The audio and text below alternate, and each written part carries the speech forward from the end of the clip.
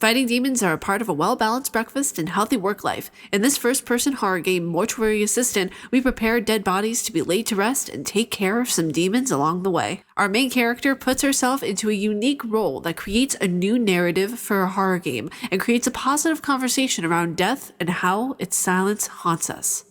What's going on, you guys? It's your Huggable Hipster here, and welcome back to today's video. Today, I'm going to be discussing my review for the Mortuary Assistant. This is a really fun game, and I'm so excited that it's basically in its final phase right now. It's so cool to be able to see where it started and now see where it's become. Like, I just remembered this little small room in the first demo, and now it's like, it just got developed into so many different facets and areas, and I love it so much.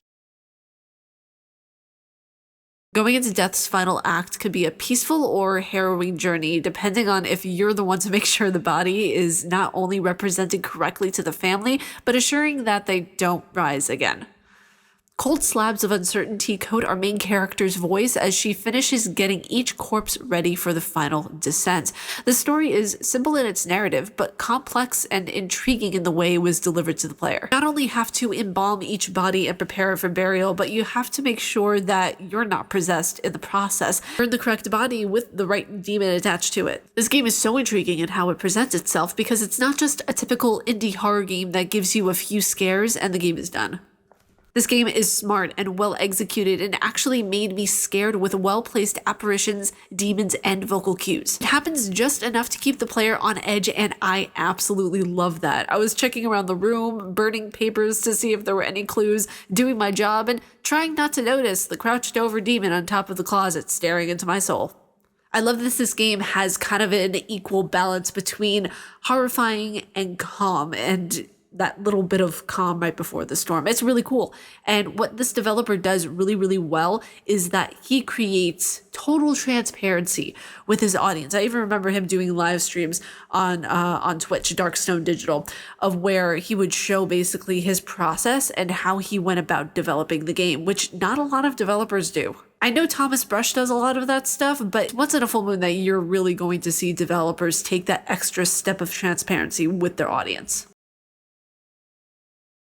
Rebecca is our lovely protagonist and the first person I ever saw in a horror game who was smart about her predicament. As soon as she sensed what was going on, she wanted to leave her job, but then got gaslit into staying, which in this case, I don't think she really minded being a hero, but I digress. As Rebecca gets more and more possessed, hallucinations occur, and we see this character known as the Mimic start to appear. The Mimic is an interesting one since it's the embodiment of the devil's envy of humanity, looking on, never truly being a part of what humanity is, and just is a shell of what is wanted. Motif, if you will, is fascinating psychologically since the Mimic is portraying a sort of big brother to the possessed human. It knows Rebecca and potentially knows how smart she is and how she's approaching each shift. The evil in this game is calm, calculated, and playful in the most sinister sense. It's up to Rebecca to outsmart the evils at play here and have the upper hand. However, we want to look at death as a final chapter, a continuation on something more, or a gateway into the thing we cannot comprehend. One thing is for certain, we can't explain what lurks beyond the shadows. Game brings out the monsters that lurk and gives them a full playground. Mortuary Assistant was a well-executed and sound experience that makes me hopeful for the future of horror. The point of interest and the point of reality always starts with you, the human. So whenever we're creating these ideas or these things that lurk in the night, it's up to us and how we utilize them, whatever project, story, whatever it may be that we're doing. As an atheist, I'm not your typical atheist of where I'm like, oh, you're in the ground. That's it. I just deny the existence of God, but I do believe that there could be something else out there. So a little bit of atheist with a mix of agnosticism, if you will. It's a strange thing about the world. We don't know what's lurking behind the shadows, but that creativity in our minds that we have in order to not predict, but create what could possibly be, I think that's why these games are absolutely incredible. Because the creativity, the amount of what ifs are always the most terrifying and best thing ever. We can postulate all we want. We'll never know exactly what's out there after death, which is why it makes these games so fascinating. You guys, that was it for me for this review. If you guys like my face and what I do, please be sure to subscribe and hit the bell down below. I make videos here every single day on YouTube. I know, crazy. And also, I just want to make you guys aware, if this video gets age restricted, I'm gonna say like the biggest I told you so ever because so many people's videos are getting age restricted when it comes to Mortuary Assistant.